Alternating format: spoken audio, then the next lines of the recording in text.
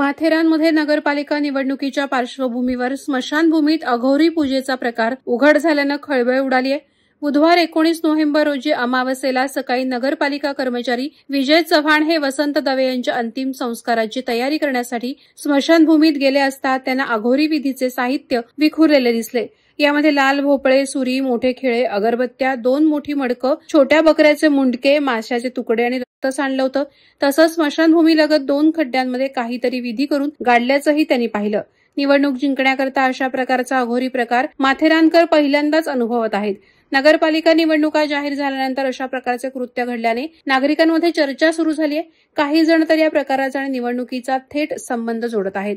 निवडणूक जिंकण्यासाठी अशा प्रकारची काळी जादू केली जात असल्याचा संशय व्यक्त केला जात आहे। सध्या या प्रकरणाबाबत अधिकृत माहिती उपलब्ध नसून हा प्रकार कोणत्या हेतूने करण्यात आला याबाबत स्पष्टता नाही। प्रशासनानं आणि नागरिकांनी कुठल्याही अफवांवर विश्वास न ठेवण्याचं आवाहन करण्यात आलंय। वादळवारा लाईव्हसाठी आनंद सकपाळ, कर्जत। नवी मुंबई व रायगड जिल्ह्यातील ताज्या बातम्या आणि घडामोडींसाठी सबस्क्राईब करा वादळवारा लाईव्ह चॅनल आणि दाबा बेल आयकॉन।